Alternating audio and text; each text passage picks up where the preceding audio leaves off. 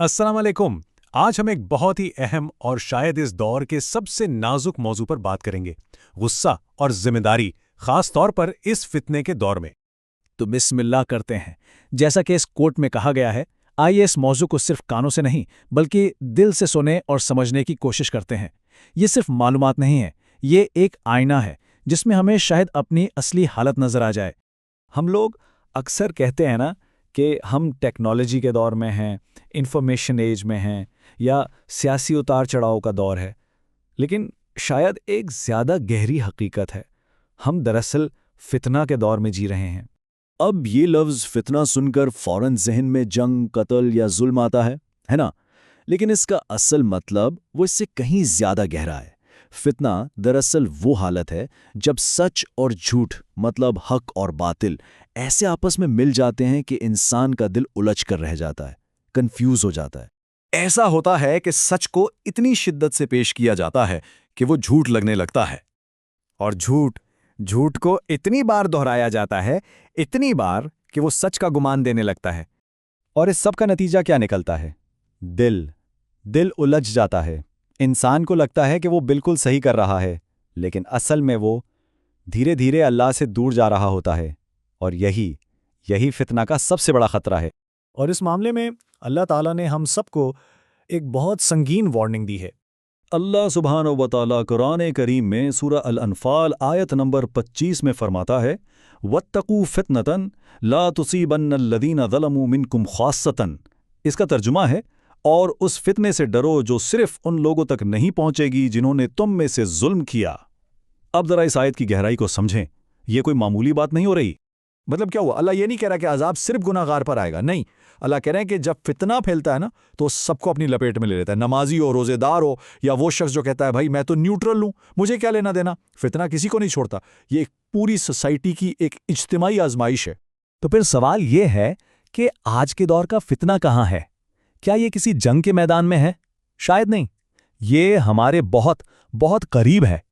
हम सोचते हैं कि जंग का मैदान, फितने का मैदान कहीं दूर किसी मुल्क में है, लेकिन हकीकत यह है कि इस दौर का सबसे बड़ा मैदान जंग हमारे हाथों में है, हमारी मोबाइल स्क्रीन।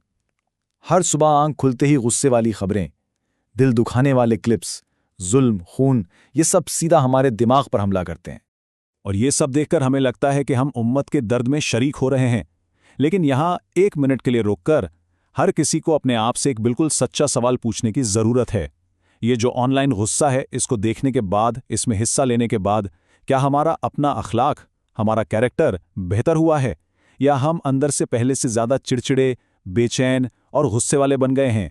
अगर इस सवाल का जवाब बेईमानी के बगैर ये है कि हाँ मैं ज़्यादा चिड़चिड़ा हो गया हूँ, तो इसका मतलब ये है कि हम गलत मैदान में जंग लड़ रहे हैं। असल मैदान जंग सोशल मीडिया नहीं है, असल मैदान जंग हमारे अंदर है, हमारा अपना नफ्स। देखिए हमारे प्यारे नबी मोहम्मद सल्लल्लाहु अलैहि वसल्लम ने ताकत की क्या तारीफ की है। सही बुखारी और सही मुस्लिम दोनों में ये रिवायत है कि आप सल्लल्लाहु अलैहि वसल्लम ने फरमाया, असल पहलवान वो नहीं जो लोगों को कुश्ती में पछाड़ दे, नहीं, असल ताकतवर, असल मजबूत इंसान वो है जो गुस्से के वक्त अपने आप पर काबू रखे। और आज के सोशल मीडिया के दौर में इस हदीस की अहमियत शायद पहले से कई ज़्यादा है। चलें इसको एक छोटी सी कहानी से समझते हैं। फर्ज करें एक नौजवान है, अहमद रोज़ाना उम्मत पर होने वाले जुल्म की पोस्ट्स देखता है। उसको बहुत तकलीफ होती है। वो हर पोस्ट शेयर करता है, हर कमेंट सेक्शन में जाकर बहस करता है कि ये गलत हो रहा है। लेकिन इस सब के बीच में धीरे धीरे उसकी फजर की नमाज कज़ा होने लगती है। घर वालों से, ख़ास तौर पर अपनी माँ से, उसका लहजा सख्त से सख्त तर होता जाता है। फिर एक दिन उसकी माँ उससे पूछती है, बेटा तुम पूरी दुनिया के गम में रोते हो, लेकिन अपने घर वालों से इतना तल्ख, इतना सख्त क्यों हो गए हो? और ये सवाल, ये उसके दिल पर तीर की तरह लगता है। उसे पहली बार एहसास होता है कि वो दुनिया को ठीक करने निकला था, लेकिन इस पूरे प्रोसेस में उसने अनजाने में खुद को खराब कर लिया। जैसा कि सूफिया ने क्या खूब कहा है, अगर तुम्हारा दिल साफ नहीं है तो तुम्हारा जिहाद भी तुम्हारे नफ्स का एक खेल बन जाता है। मतलब वो काम अल्लाह के लिए नहीं रहता, वो अपने ईगो को, अपने गुस्से को ठंडा करने के लिए हो जाता है। तो फिर इस फितना के दौर में सही रास्ता क्या है? सही तरीक़ेकार क्या होना चाहिए? चलिए 5 अहम कदम देखते हैं जो हमें इस धोखे से निकालकर असल ताकत की तरफ ले जा सकते हैं। सबसे पहला कदम, अपनी इस्लाह, کسی اور کو ٹھیک کرنے سے پہلے اپنی نماز، اپنے فرائض، اپنے گھر والوں کے ساتھ اپنے رشتے ٹھیک کریں۔ دوسرا، دعا کو ہتھیار بنائیں۔ دعا کمزوری نہیں بلکہ اللہ پر کامل یقین کی سب سے بڑی نشانی ہے۔ تیسری چیز، انفارمیشن کو کنٹرول کریں۔ اپنے آپ کو 24/7 منفی خبروں میں مت ڈبو دیں، اس سے سوائے بے چینی کے کچھ حاصل نہیں ہوگا۔ چوتھا، عملی کام کریں۔ جذبات کا اظہار ضروری ہے، لیکن ایک چھوٹا سا عملی قدم 1000 لفظوں سے بہتر ہے۔ اور پانچواں اور شاید سب سے اہم، اپنے اخلاق کو بہترین بنائیں۔ آپ کا کردار، آپ کی نرمی، آپ کا انصاف، یہی اسلام کا سب سے طاقتور دعویٰ ہے، سب سے بڑی تبلیغ ہے۔